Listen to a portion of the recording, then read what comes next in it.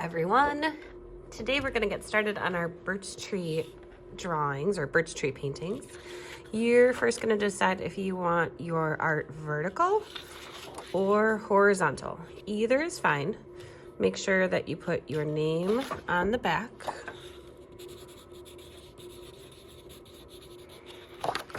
Our first task is going to be drawing our horizon line to figure out where we want the sky and the ground separated. If that line's going to be straight, if it's going to have a curve, if it's maybe going to have like a hill, and you're just going to lightly draw it. The next thing we're going to do is block out our trees, and to do that we're using masking tape. For the trees in the front, you're probably going to use more than one strip of tape to make those trees look wider. Before sticking the tape down on the paper, you need to kind of de-stickify it. So what you're going to do is you're putting it like on your clothes or on your pant leg. Didn't mean to rip it, but you're trying to get it to be less sticky, so that way when we pull the tape off, it doesn't tear your paper. Okay. Trees in the foreground are going to come down further on the page like this, and we want all of our trees going off the top of the page. So you can press them down. I'm going to line this one up right next to it, making this tree wider.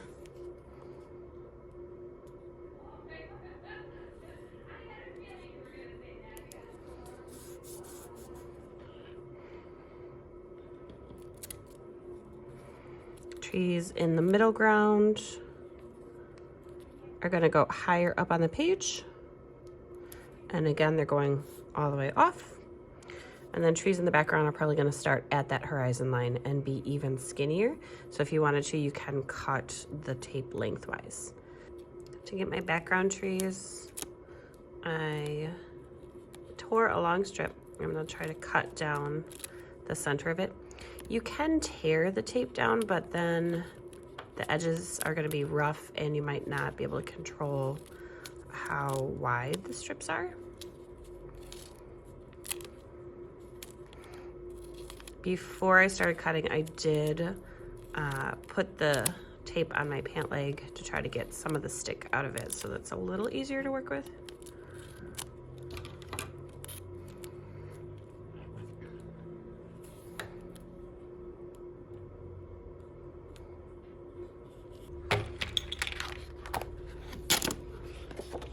Okay, I think I have my trees done. Now, you notice I have a bunch of tape sticking off the top edge. If you would like, you could use some of that tape to go back in and add branches, especially some of those like half pieces are good. And maybe focusing on the trees in the front, those widest trees, putting some diagonal skinny lines that go up like that will kind of create some interest and make it look a little more realistic. Now with the extra tape at the top, you want to fold it over so it creates kind of like a tape loop. And some of mine are really long, so I might, trim a little bit off before folding. But this is just so that way it's going to be easier to work with, and we'll be able to pull these off later. If you want to fold it this way, that would be fine too. We're trying to stick the tape on itself, which with some of these skinny ones is hard.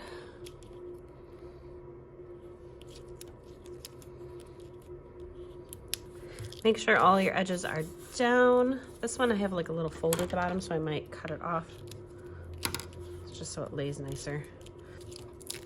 Now you can get ready for the next step, which is grabbing your paint supplies. Okay, when you're painting, we are painting the sky right over the tape, and then we'll paint the shadows next. You should have decided what type of sky colors you want. Like if your sky is going to be a warm color sky, cool color, if it's going to be sunrise or sunset. And we're doing a wet on wet technique, so that means we're getting the paper wet first. And you'll want to work in small areas because the water will dry and then the effect won't really work.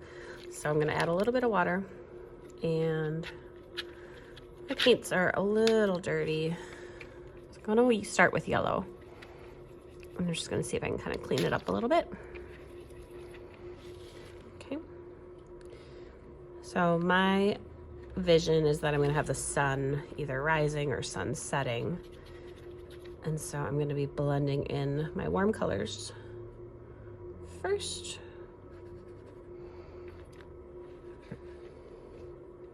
Using lots of water, kind of moving the paint in little circles.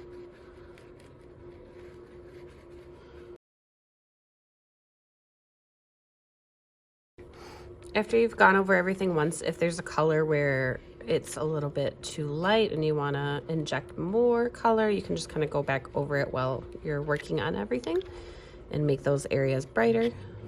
All right, the next thing we're doing with our paint, you'll want a paint palette for this, is we're gonna water down some of our paint so that we can make some shadows. The shadows typically would be maybe a bluish, or with mine and the sky colors, maybe mine are even gonna be like a pinkish or a purplish, I'm not sure. I'm gonna go more towards purple, but you want it to be really watered down, because these shadows should be light. So I'm gonna mix up and make a light color. Maybe I'll add a little more red to it. I'm gonna try that and kind of experiment. With just water, I'm gonna paint a trail where I want the shadows to go. So if my sun is here, the shadows are gonna kind of spread like a fan coming out. So like this tree shadow is gonna go straight down. And again, I'm just using water right now. This tree shadow is gonna start maybe angling, and all of these are gonna angle a little bit more towards the right-hand side. And then these would then angle towards the left-hand side. And then after you do that, then you can add the water. So if your sky has more blues, you might have more blue shadow. With my sky having more kind of a pinky color, I'm doing this little bit of a pinky shadow. Continue with the other side. When you are done with that, I would clean up your supplies first to give this a little bit more time to dry before you start moving it to the drying rack, because you don't want your shadows sliding in spots where you don't want them. For the next part of the project, we're going to practice using a flick motion with this piece of tag board and black paint to show the bark on the trees. So you'll need a practice paper, a little chipboard piece of cardboard, and some paint, and I'm gonna just kind of try to get it to spread out here. And you can kind of tap it a few times to see how it looks. Really, you don't need a lot of paint on here, but you're gonna put the cardboard down and use a flicking motion and see how it kind of creates that little bit of a drag, and then I could flick it the other direction. And that's what we're looking for. Okay, so it's okay if the paint is real gray like that. You don't need to have them be like a true black. You know, maybe the trees in the foreground are gonna be more black and the trees in the background are gonna be less. But just remember that it's like a quick flick motion. Once you have that down, then you can get out your paper and start taking the tape off of it. Okay, so your paint should be completely dry at this point. And if you remember, we left these pull tabs, and so we're gonna just really carefully, so that we don't end up with any rips. It's really easy to accidentally rip our paper. But we're gonna try to pull down, and the white should stay. If your tape wrapped around the back of the paper, you gotta be extra careful. I might pull those off from the bottom instead. Now we're going to get the cardboard, chipboard, dip it like we practiced. Maybe dip off some of your extra. And then you're trying to line up and flick. Move it down, line it up, and flick. Do it on the other side.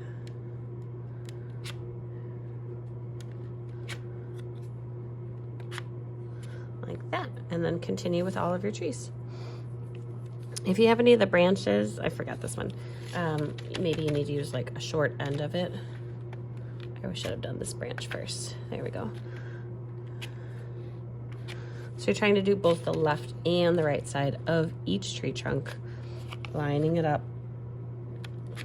and just trying to make sure you find that outline down here towards the bottom.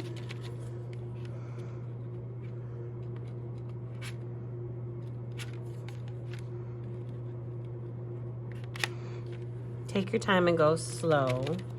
One thing I did forget was to erase. So wherever you could see your horizon line after the paint is dry and before you do that step, you should erase. All right, you guys, good luck. Take your time, and I can't wait to see these.